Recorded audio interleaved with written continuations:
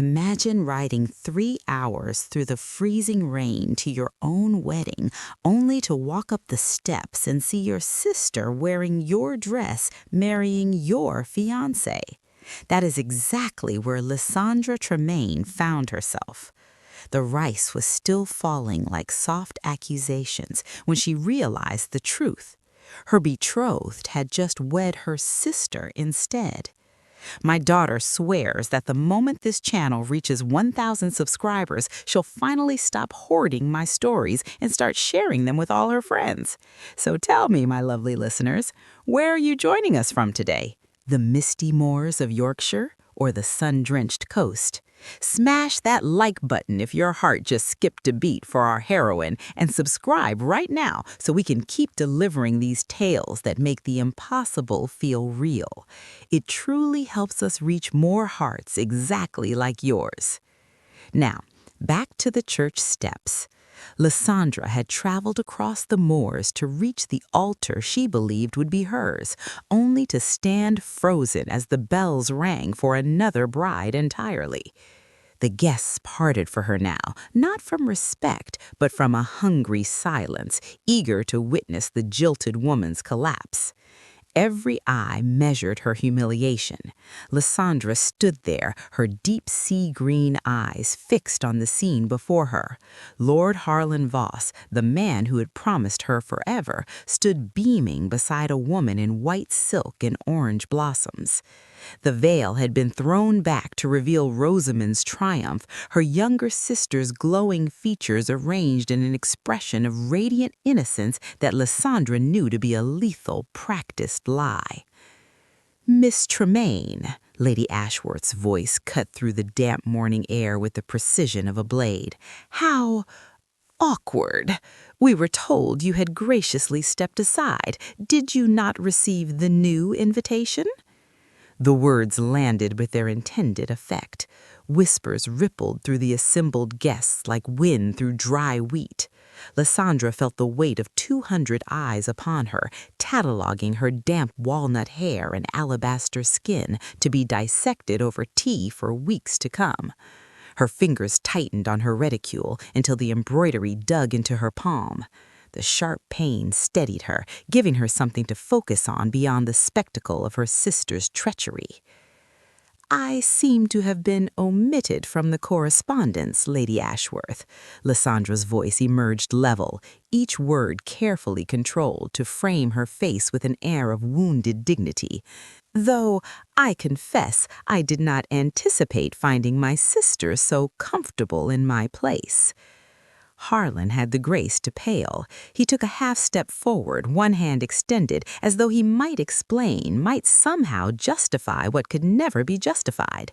But Rosamond's fingers tightened on his arm, her nails digging into his sleeve, holding him in place. After a moment's hesitation, he stilled. That single moment of weakness told Lysandra everything she needed to know about the man she had imagined spending her life beside. Then the heavy sound of hoofbeats on cobblestones drew every eye from the church steps to the street beyond. A carriage of deep burgundy and black drew to a halt, the crest of a dark hawk visible on the door. Its stallion stamped impatiently as a footman in livery jumped down to open the door. But what no one yet knew was that the Baron inside had not come to save a stranger. He had come because he had been waiting for her all along. Stay with me to discover why the coldest man in England suddenly burned to make the wounded beauty his. The ink on the parish register was barely dry before Lysandra realized the terrifying magnitude of what had just occurred. In Regency England, a woman's fate was usually written in slow, agonizing chapters of courtship and dowry negotiations. Yet Lord Torrin Blackmir had rewritten hers in the span of a single hour. He had produced a special license from his coat pocket like a common handkerchief, a slip of paper that cost a small fortune and required the Archbishop's personal nod, and silenced the vicar's stammering protests with a single icy glare. There were no orange blossoms, no hymns, and no smiles, just a cold transaction of rescue. The journey to Blackmir Hall was a silent parade of mist and shadow. When the carriage finally lurched to a halt, Lysandra peered out to see the estate rising from the wild moors like a jagged tooth of granite against the darkening sky. It was a fortress of solitude, utterly unlike the warm, bustling home she had left behind. Inside, the air smelled of beeswax and centuries of silence. Torrin did not carry her across the threshold. He simply held the heavy oak door open, his pale gray eyes unreadable. "You will have the east wing," he stated, his voice deep and devoid of the warmth one expects from a new husband. "My chambers are in the west. You will find your debts paid and your reputation shielded, Lady Blackmir. That is all I require of you tonight." He bowed, perfectly correct, utterly distant, and vanished into the shadows of the corridor. That night, Lysandra stood at the tall, narrow window of her bedchamber, staring out at the desolate moors. The silence of the house pressed against her ears. She touched the heavy gold band on her finger, a shackle forged in haste. Harlan had been a fool, but he was a known fool. Torrin Blackmir was a stranger with eyes like winter steel. Had she merely traded a cage of neglect for a cage of stone? Sleep came fitfully, haunted by the image of Rosamond's triumphant smile. But when dawn broke, bleeding gray light across the horizon, a strange sound drew Lysandra to her door. She opened it cautiously, expecting a servant. The hallway was empty, but there, resting on the floorboards, was a single wild rose. It was not a house bloom wrapped in ribbon, but a resilient, thorny thing plucked fresh from the moorland briars. Its petals were a deep, defiant red, still wet with morning dew. Lysandra picked it up, a prick of blood welling on her thumb. It was a gesture of stark, silent beauty, a crack in the ice of the man she had married. The Baron might be colder than winter, but as she held the flower against her chest, she realized that something in him was already thawing. What secret did he carry that made him claim a ruined bride so fiercely? The silence of Blackmir Hall was not empty, it was waiting. Emboldened by the wild rose, Lysandra ventured out of the east wing the following afternoon, her footsteps echoing on the stone floors like intruders. She found herself drawn to a heavy oak door left slightly ajar, Lord Blackmir's private study. Inside, the air was thick with the scent of tobacco and old paper, but it was the painting above the mantel that stole the breath from her lungs. It was a portrait of a young woman, her face framed by dark walnut hair and alabaster skin that mirrored Lysandra's own. The resemblance was haunting, almost ghostly, save for the eyes. Where Lysandra's were a deep sea green, this woman's were sorrowful blue. "My cousin, Eleanor." Torrin's voice came from the shadows, deep and sudden. Lysandra spun around, hand flying to her throat, but the Baron did not look angry. He looked weary. He stepped into the light, his gaze fixed not on Lysandra, but on the painted face of the dead woman. "She was gentle," Torrin said, the words rough like gravel. "Too gentle for the wolves she was thrown to. Her father sold her into a marriage for a patch of land and a title. It destroyed her before the year was out." He turned his pale gray eyes to Lysandra then, and for the first time the steel in them melted into something akin to pain. "I was too young to save her then. When I saw you on those church steps, standing alone while your family bartered your future, I could not watch history repeat itself." The revelation struck Lysandra with the force of a physical blow. He hadn't married her for her beauty or even out of simple pity. He had married her to slay a ghost.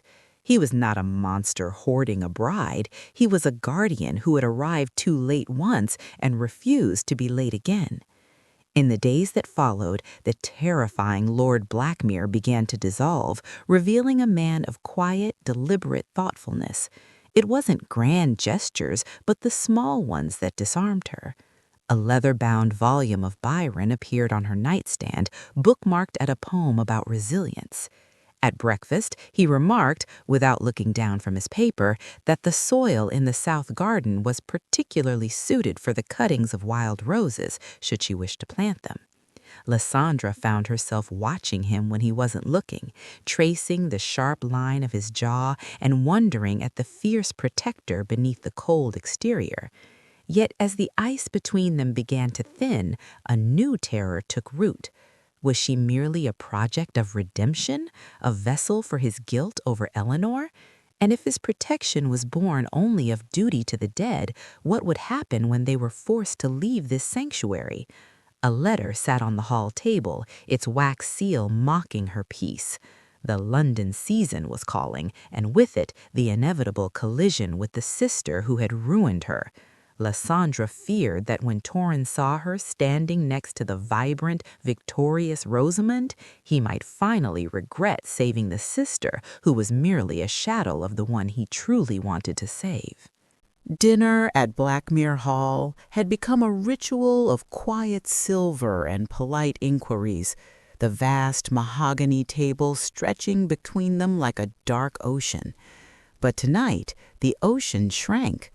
Torrin had returned from a day inspecting his tenant farms, his hair wind-blown and his brow furrowed with a perplexity that seemed out of place on his severe features.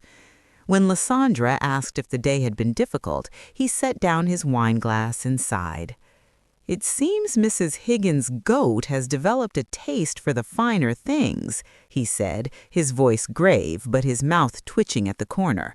Specifically, the magistrate's freshly powdered wig, which was drying on a sill. The beast consumed the curls entirely and is now looking quite distinguished. Lysandra blinked, the absurdity of the image striking her with sudden force. A giggle escaped her before she could smother it, a bright, unladylike sound that seemed to startle the shadows of the room. She clamped her hand over her mouth, fearing she had offended him, but when she looked up, the miracle had happened. Torrin was laughing. It was a rusty, deep sound, rumbling in his chest like distant thunder, but it transformed him. The severe lines of his face softened, and for the first time those pale gray eyes crinkled at the corners, lit from within by genuine amusement. The cold baron vanished, replaced by a man of flesh and blood and warmth. In that moment, the air in the room shifted. As the firelight danced over his features, Lysandra felt a pull in her chest that had nothing to do with gratitude or duty. She watched his hand rest on the table, strong, large, capable of such unexpected gentleness, and realized with a sudden flush that she didn't just want to be safe with him, she wanted to be close to him. She was falling in love with her husband. But the fragile peace of the evening could not hold back the morning. Breakfast brought the post, delivered on a silver tray that gleamed with cold malice. Lysandra recognized the heavy cream stationery immediately, the wax seal stamping its authority before she even touched it. Torrin took the letter, his good humor vanishing instantly as he broke the seal. He scanned the lines, his jaw tightening until the muscle feathered. "We are summoned," he said quietly, tossing the invitation onto the table. "The season is in full swing, and it seems our absence has only fueled the gossip." Lysandra picked up the paper, her fingers trembling. It was an invitation to the opening ball of the season, the very place where Rosamond and Lord Harlan would be holding court as the golden couple of society. "We do not have to go," Torrin said, watching her closely. "If we do not," Lysandra whispered, meeting his gaze, "they will say I am hiding in shame. They will say you are ashamed of me." "Then we go," Torrin declared, the winter steel returning to his eyes, though this time it was directed outward at the world that sought to break her. The laughter of the night before felt distant now. The sanctuary of the moors was behind them. The storm of London was ahead. The carriage wheels rhythmically devoured the miles between the safety of the moors and the treachery of London. Inside the velvet-lined compartment, the air was thick with unsaid words. Lysandra watched the landscape tame itself from wild heather to manicured hedgerows, her heart tightening with every mile marker. She was returning to the scene of her ruin, armed only with a husband she was just beginning to understand. Torrin had been watching her, his gaze intense and unreadable. Suddenly he leaned forward, his gloved hands clasping together. "I have not been entirely truthful with you, Lysandra," he said, his voice low enough to barely rise above the rumble of the wheels. Lysandra turned from the window, a flicker of fear in her chest. "My lord?" "I did not stumble upon that church by accident," he confessed, the admission hanging heavy in the small space. "I knew of the deception the night before. My solicitor brought me word of the special license Harlan had procured for your sister." Lysandra froze. "You knew? And you let me ride into that humiliation?" "I went there intending to burn them to the ground," Torrin said, his eyes darkening with the memory of his original rage. "I planned to storm the nave, expose Rosamond's treachery before God and the county, and leave them in ruins. I went for revenge." He reached across the gap between them, taking her hand. His grip was warm, grounding her against the swaying of the coach. "But then I saw you," he murmured. "You were standing on those steps, the rice hitting you like stones, and you did not break. You did not scream. You simply stood there, unbroken amidst the wreckage of your life. In that moment, the desire for revenge vanished. All I felt was the overwhelming need to be the man standing beside you." If you're still here and haven't hit subscribe yet, pause for just a second. Imagine reaching the end of this tale and realizing you missed the moment everything changed forever. Those who let stories like this slip away often regret it for weeks. Drop a comment below and tell us honestly why you're still holding back, while the rest of us race forward together into the truth. Lysandra stared at him, her breath caught in her throat. The man who had seemed made of winter steel was looking at her with a vulnerability that terrified and thrilled her. "I did not claim you to punish them, Lysandra," he said, bringing her gloved knuckles to his lips. "I claimed you because for the first time in years I felt something other than cold. You are the only woman who has ever made me feel alive." The carriage rattled on toward the smoke and noise of London, but the fear in Lysandra's heart had quieted. She was no longer a pawn in a game of revenge. She was the prize he had chosen. And as the city limits came into view, she knew she would need every ounce of that certainty to face what was waiting for them. London was a battlefield wrapped in silk, and Lysandra Tremaine had arrived armored in her husband's name. If society expected a weeping, jilted girl, they were disappointed. On Torrin's arm, Lysandra moved through the crowded ballrooms not as a victim, but as a curiosity, and then, slowly, as a fascination. When they waltzed, the room seemed to tilt on its axis. Torrin held her closer than was strictly proper, his hand a heated weight against the small of her back, his eyes ignoring the dukes and debutantes to stay locked on hers. For the first time in her life, Lysandra felt seen. But happiness in London is merely a target for those who have none. At Lady Ashworth's grand ball, amidst the swirl of lavender and gossip, Lysandra sought a moment of air on the terrace. She was breathless, flushed with the dizzying realization that the fierce protective love she felt from Torrin might actually be real. "He plays the part well, doesn't he?" The voice was sweet, familiar, and laced with venom. Lysandra turned to find Rosamond standing in the shadows, her white dress glowing like a ghost. She looked perfect, angelic, and utterly cold. "I have nothing to say to you, Rosamond," Lysandra said, gathering her skirts to leave. "Oh, but I think you do," Rosamond purred, stepping into her path. "You think he saved you because you're special, because he saw your quiet strength?" She laughed, a brittle sound. "My poor, naive sister. Torrin didn't marry you because he wanted you. He married you because he couldn't have me." Lysandra froze. "That is a lie." "Is it?" Rosamond moved closer, lowering her voice to a conspiratorial whisper. Ask him about the summer in Bath 2 years ago. Ask him who he knelt for in the gardens. I refused him, Lysandra. I broke his heart, and now he's found the perfect way to show me he doesn't care by taking the one thing I threw away. The words lodged in Lysandra's chest like shards of ice. The sudden marriage, the intensity, the revenge he had admitted to in the carriage, it all twisted into a new, grotesque shape.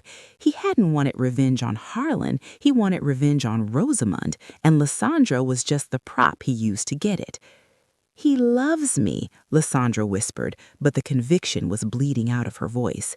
"He loves winning," Rosamond corrected, "and you, dear sister, are just the trophy." When Torrin found her moments later, the warmth in his eyes was instant. "Lysandra, the carriage is ready." He reached for her hand, his touch familiar and possessive. But for the first time since the church steps, Lysandra flinched. She pulled her hand back as if burned, stepping away from him. Torrin stilled. The warmth vanished from his face, replaced instantly by the sharp, predatory stillness of the wolf. He looked from her pale face to the empty shadows where Rosamond had been, and he knew. The waltz was over. The music had stopped, and the confrontation that would decide everything was only a heartbeat away. The carriage ride back to their townhouse was silent as a tomb, the air heavy with things unsaid. Torrin did not speak, but the tension radiating from him was enough to crack the glass of the windows. The moment the drawing-room doors clicked shut behind them, sealing them away from the prying eyes of servants, the storm broke. "What did she say to you?" Torrin's voice wasn't a question. It was a command, low and dangerous. He stood by the fireplace, stripping off his white gloves with sharp, violent movements. Lysandra stood by the velvet settee, shivering despite the warmth of the hearth. The poison Rosamond had whispered was already in her blood, turning her limbs to lead. "She told me the truth, Torrin, that you courted her 2 years ago in Bath. That I am merely the second-best sister, a convenient tool for your revenge against the woman you actually wanted but could not have." Torrin went still. The silence that stretched between them was terrifying. When he finally turned to face her, his expression was not one of guilt, but of incredulous fury. "Is that what you think of me?" he demanded, crossing the room in 3 long strides. "That I would bind my life to yours? That I would vow myself to you before God for the sake of her?" He stopped inches from her, his presence overwhelming. "Rosamond followed me to Bath," he grated out, the truth sharp and unyielding. "She threw herself in my path at every turn, preening like a peacock. I found her vain, shallow, and utterly cruel. I didn't propose to her, Lysandra. I rejected her, explicitly. If she hates me, it is because I was the first man to see past her pretty face and refuse to play her game." Lysandra looked up, searching his pale gray eyes for any sign of deception. She found only a blazing, desperate honesty. "I didn't save you on those church steps," he whispered, his voice roughening. "I seized the chance to claim the only woman who has ever fascinated me. It began as admiration for your courage, yes, but now—" He reached out, his hands tangling in her hair, heedless of the pins, pulling her sharply against his chest. "Now it is the deepest love I have ever known. You are the fire in my winter, Lysandra. You are the only one I see." He didn't wait for her answer. He lowered his head and kissed her, not with the gentle reverence of their early days, but with a starving, desperate hunger. It was a claim, a vow, and a confession all at once. Lysandra melted against him, the ice in her heart shattering under his heat, her hands clutching his lapels as if he were the only solid thing in the world. She was his, truly, irrevocably his. But as they stood wrapped in each other's arms, the firelight casting long shadows against the walls, they both knew the war wasn't over. Rosamond's lie had failed to break them, but a private victory would not be enough. The grand ball awaited tomorrow night, and with it, the final battle. The chandeliers of the grand ball seemed to hold their breath as Rosamond stepped into the center of the room. She looked like a swan, beautiful, vicious, and desperate. Sensing the eyes of the Tawn upon her, she raised her glass of champagne like a weapon, her voice cutting through the polite murmur of the crowd. "To my dear sister," she announced, her smile tight and terrifying, "who found a husband only because I was kind enough to discard him first. A toast to the bride of second choices." A collective gasp sucked the air from the room. The silence that followed was absolute, a vacuum waiting to be filled by Lysandra's humiliation. Lysandra felt the old shame prickle at her neck, but before she could take a breath, a warm, heavy hand settled on her waist. Torrin didn't shout. He didn't need to. He simply stepped forward, his presence filling the hall like a gathering storm, and the crowd parted instinctively. He looked at Rosamond, not with anger, but with the pity one reserves for a spoiled child breaking its own toys. "You are mistaken, Miss Tremaine," Torrin said, his voice carrying to the furthest corners of the gallery. "I did not marry a second choice. I married the woman who stood unbroken when the world tried to break her." He turned his back on Rosamond, looking down at Lysandra with a devotion that made the rest of the room disappear. "I love her, not for revenge, not for duty, but because she is the only woman who has ever been enough." The declaration rang out like a bell. Rosamond stood frozen, her glass trembling, as the society she lived to impress turned its back on her, the whispers now laced with scorn for her cruelty rather than Lysandra's misfortune. She was ruined, not by a scandal, but by the undeniable truth of a love she could never command. Lysandra was vindicated. 5 months later, the wild moors of Blackmir Hall were burning with the gold of autumn. The air was crisp, smelling of wood smoke and turning leaves as Lysandra walked the garden path.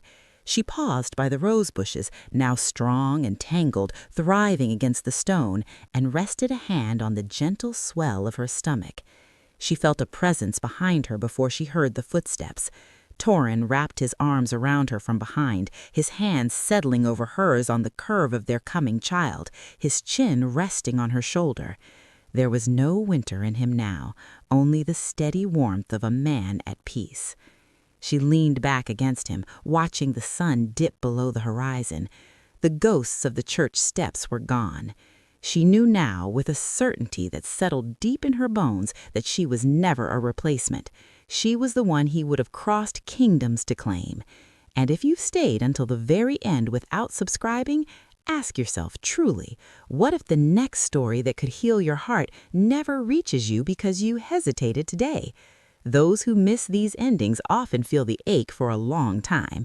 Tell us in the comments why you're still waiting, while everyone else clicks subscribe and steps into the next happily ever after with us. The end. Love, hard won, is the sweetest revenge of all.